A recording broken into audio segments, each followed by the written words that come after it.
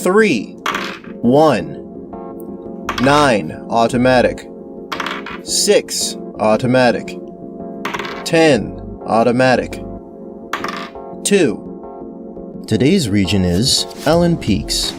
This region is heavily populated with wizard towers and research centers, as the nearby mines provide scientists with many of the minerals their studies require. Today's plot is, a strange-looking, low-hanging cloud sits over the village. What's really odd is that, despite the wind, the cloud never moves. Today's characters are Phaedra Rosenquist. Oh, hi. Phaedra is a pale-skinned elf girl with short blonde hair in buns and green-brown heterochromia. She is short and muscular, wearing fishing and traveling clothes. Trixie Starr. It's about time! Trixie is a young, pink-skinned tiefling woman with white hair and green eyes. She is slightly tall and curvaceous, wearing a heart-themed leotard. Clarabelle Simmons. Again? Well, now you're just flattering me. Clarabelle is a fair-skinned human woman with curled auburn hair, freckles, and blue eyes. She is short and of average build, wearing a Victorian gown and a golden medallion. Cross Examen. So nice they had me twice! Cross is a brown-skinned human boy with spiked brown hair and gray eyes. He is muscular and of average height, wearing casual clothes under a thick breastplate. Now let's discover the accursed Overcast.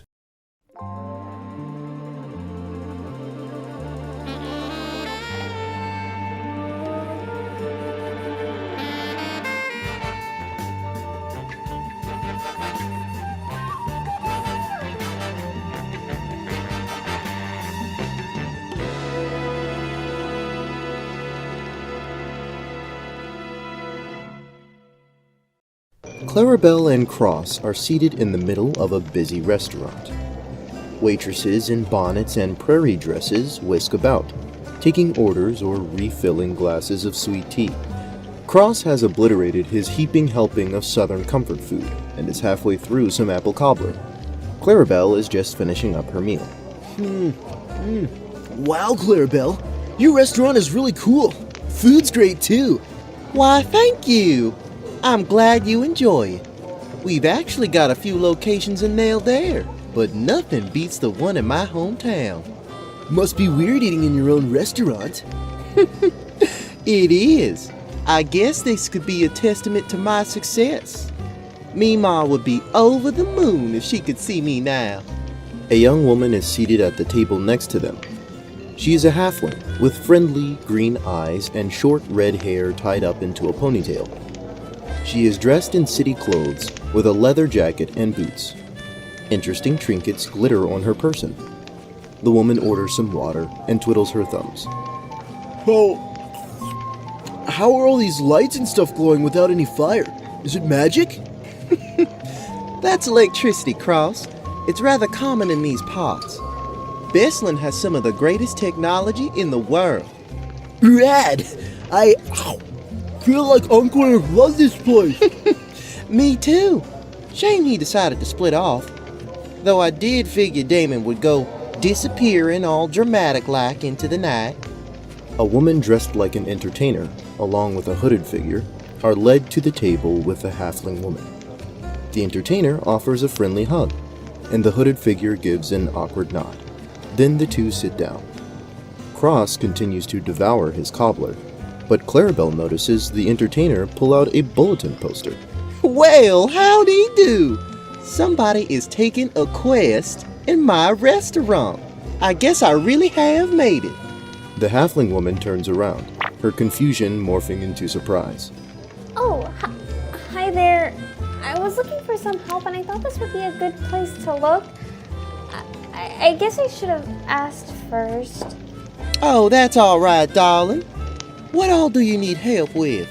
Well, there's been this weird cloud hanging over my town for almost a year now, and I wanted to see if somebody could come and check it out. That sounds mighty interesting, but I wouldn't want to steal any earnings away from those two lovely ladies there. No worries, miss. We got it covered. I mean, if you want to help, I'd really appreciate it, but I'm fresh out of money. If these two can fix my problems, I'll give them my knife and pendant, but after that, I'm kinda pretty much broke. Well, I wouldn't mind checking it out for free. I always love a good adventure. Cross? Cross quickly wipes his hands and checks his degree requirements. Are there gonna be any vampires or skilled sword fighters there? Probably not. I don't think so, at least. I don't know. Sounds kind of boring. But what if I told you there were people in the clouds? Wait, what? People? Are they trapped? That's the weird part. No one knows. 2 days ago, we saw silhouettes inside the clouds trying to claw their way out. And then last night, it got even weirder. There was a giant sword and runes glowing like fire up there. Oh, that sounds sick. I'm super down. Thank you so much. We'll head over there right after lunch. Oh, one more. That's my hometown. It's about a day's travel from here. Oh, and I almost forgot. My name's Mirren, by the way.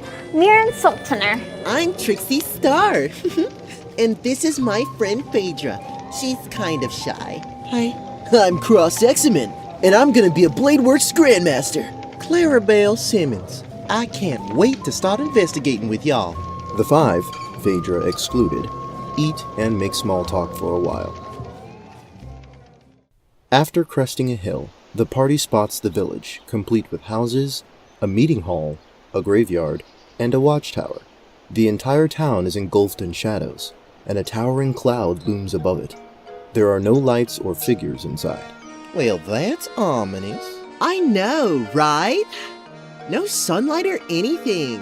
When I got back to town, I couldn't believe everyone was just, I don't know, okay with living like that. 8 months? All overcast? Can you believe it? No. Yeah, bro. I agree. That sounds awful. Got back to town? You were gone for those 8 months? Yeah, I left a little before the clouds got here. I was in the city the whole time. Oh, when did you first return home? It hasn't been that long. I think a few days ago. And if you don't mind me asking, why the long trip? I was going for a fresh start, but I kinda overspent, and then it ended up turning into a really big flop. Natural 20. There is a pause. To the others, Mirren just seems to be looking out at her town, but Clarabelle can clearly see that she was unsettled by the questions about the city. The halfling goes to continue towards the village, and the rest of the group follows suit, but Cross stays put. It seems as though he is trying to get a good surveillance from far away. One by one, the others join him. Natural 1. The town looks rather boring to Trixie, so she decides to take a stretch break instead. Mirren steals a few glances at her. I don't see any vampire caves or sword dojos from up here. That's because there are none, silly. Looks like that big old cloud really does stay in one place. The images are always different. They always come at random times, and sometimes there'll be nothing, and other times you'll see faces or lights or something else like the swords or the runes. Interesting. Has anyone been keeping track? The watchman in the bell tower has. He also doubles as our postmaster, too. Oh, and there's a scientist from one of the research centers nearby, but she's kind of close to her chest about her findings. You reckon we might be able to speak with them? Sure, I can take you to the watchman first. Good eyes, Clarabelle. Phaedra, did you catch anything? Yes, the crowd is over the graveyard. What? Oh, I see what you mean, Phaedra. The center of the cloud is over the graveyard. Yes. Oh, would you look at that? That's really weird. Since the bell tower is the center of town, let's check out the bell tower first. After a few moments of observation, the party descends the hill and enters the shaded village. There are friendly waves from passers-by and shouts out towards Mirren, but for the most part, the villagers keep to themselves. Even though it's only sunset, a lot of places are going to be closing for the night soon, so if we want to talk to anybody before nightfall, I think now would be the best time.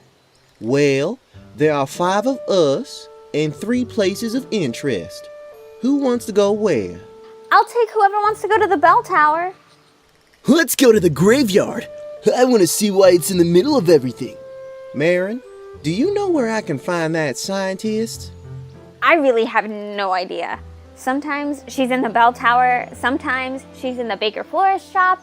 She could honestly really be anywhere, so we'd really have to try to hunt her down. Oh, maybe we can talk to her tomorrow then. I'll take the bell tower. Phaedra, you have great eyes. Would you mind coming with me? Yes. No, I do not mind. Then I'll go to the graveyard with Cross. Alrighty, take Woodmark Road and then make a left at the yellow house to get to the graveyard. My house is at the very end of Butterfly Lane. You can all stay the night at my place since our town doesn't really have a tavern or anything like that. Gotcha! See you later! Cross and Trixie make their way down a wide dirt path and around a corner. The rest of the party continues straight, ascending a hill. Inside the bell tower are loads of parcels and packages. Lanterns and sunlight cast an orange glow around the space. The air smells heavily of wood and paper. All 3 women ascend the stairs along the wall and reach a roofed landing encircled by handrails. It gives a good view of the town and its surrounding hills. There are desks and chairs up here, as well as a shiny new telescope. A gray, torso-sized bell hangs slightly above eye level. Staring up at the clouds is a pale man with long black hair and reddish-brown eyes. He wears a dignified outfit, complete with a scarf, gloves, and an overcoat. His round spectacles gleam gold in the sunset. Good evening, Marin. And who are our visitors? Hello, this is Clarabelle and this is Phaedra. They're here to help with the cloud problem. I admire your optimism, but I doubt these outsiders will be much help when an official Baslandian scientist hasn't been. Marin somewhat deflates at that. Clarabelle steps forward. Well, maybe we can work together to figure it out. I heard you've been keeping records? I have. Every day for the past 8 months, I have been adding whatever cloud anomalies have occurred in my Watchman's journal. It has been exhilarating and infuriating. Why is that?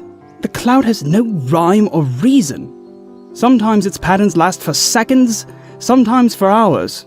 Sometimes there are small flickers inside barely noticed. Other times, there might be a whole light show, or dancing shadows, or the underbelly will begin undulating, or the entire cloud will take the form of a sheep. Every time I think I'm onto something, a new phenomenon occurs. That sounds exhausting. Oh, trust me, it is.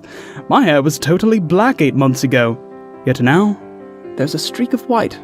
You deliver all the letters and packages and things, too? Can't somebody else take the reins so you can focus on your observations? The watchman laughs. If only it were that easy. The post system is too complex for most villagers to understand. And besides, it is my main source of income. I will not leave the observations up to our resident scientist. Knowing her, I'd never get the records back. Oh, he's so secretive, that one. And arrogant. Clarabelle thinks hard. Marin plays with some keys on a keyring. The watchman observes them. Phaedra, who hasn't been paying attention, looks through the telescope. The telescope is too fuzzy for her to see through. Curious and feeling private, she licks it. It has no taste. Figures. As Phaedra glances around, hungry and bored, she spots a strange woman leaving a bakery. She is dressed in lots of shiny purple clothes and has a muffin in one hand. The woman interacts with a few people before walking down the street, turning down a corner, and disappearing behind a small house. Phaedra waits for her to reappear on the other side, but she doesn't. Do you have any records from before the cloud got here? Of course.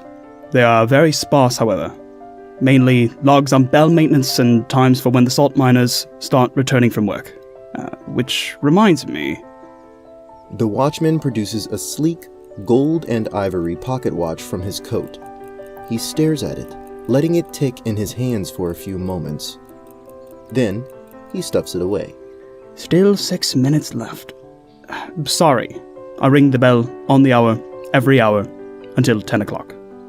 Well, Albie! That was quite the watch you had there, sir. Maybe I should get into the courier and post business myself. Oh, if only. No, this is...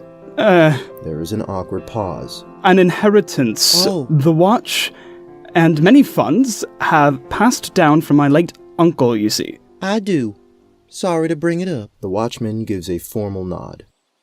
Well, it's getting really late and I'm getting really hungry, so should we meet up with the others? Sure, I'll make us a tasty supper. This piques Phaedra's interest. Very well. Good evening, ladies. Meanwhile, Cross and Trixie make their way to the graveyard. Alright, Trixie, here's the deal. I'm pretty much a super awesome sword fighting expert and battle strategist, so I'll check the place out, then we can meet back up. With a loud sigh, all of the bubbliness and energy seems to drain from Trixie. Her eyes are now half-lidded, her shoulders slouched, her tail curled down. She is almost like a different person. Could you, shut up already? Whoa, what's with the sass? Super uncalled for, bro. Listen. I may be all bubbly and stuff around our employer, but you're not the one paying me at the end of this. Well, I was always taught that teamwork and mutual respect can never fail. I don't care. Let's just check out this stupid graveyard already. The two arrive at the graveyard. It is small and shabby, with a few rows of crooked tombstones and a handful of mausoleums. A building with a large smokestack looms on the opposite end of the yard, facing the entrance. A crude sign hangs above the main gate. Does that say blacksmith? Yay, you can read common. Look, I'm just trying to figure out why there's a smithy in the middle of a graveyard. Ugh, then let's go ask, genius. Before we do, we need a strategy. Why? What if there's danger? Trixie rolls her eyes. Fine, what's your plan? My sword is magical and warns me of any danger. So I go in, and if he comes off aggressive, I'll distract him. Then you find the shutoff switch, hit it, and we both book it out of here. Thanks for wasting my time with your garbage. Trixie walks off towards the smithy. Cross, offended, follows behind reluctantly. It is hot inside the simple stone building. There is a large, gruff dragonborn with red scales and black horns sitting in the corner. He is dressed in chains and heavy cloth. All variety of jagged, gnarled weapons adorn the walls, alongside grave ornaments and coffins. The dragonborn is sharpening a large axe when the pair walks in. He looks up with yellow eyes and snarls. What you want? Hey man, me and her are here to figure out what's going on with that giant cloud above the town. Looks like it's centered around your place. What's up with that? Any reason you puffing yourself up like you got gas or something? We gonna have a problem? Trixie giggles and Cross deflates. Sorry about that. He's just a little clueless. We're not from around here. Do you think you could help us out? We really want to get to the bottom of this. I don't have much coin, but I'd be willing to do just about anything in order to put this issue to bed. I mean rest. Trixie makes eyes at the blacksmith and suggestively coils her tail around her leg. The blacksmith chuckles, but leans forward in his chair. Oh, so you're supposed to be some kind of tease. I'm no tease. Teases don't follow through. Trixie and the blacksmith share a long, intense look. Cross, unable to read the situation, is on edge. Alright. What's your name, little honey? Trixie, but you can call me Trix. I'll show you why in a bit. It's like that, huh?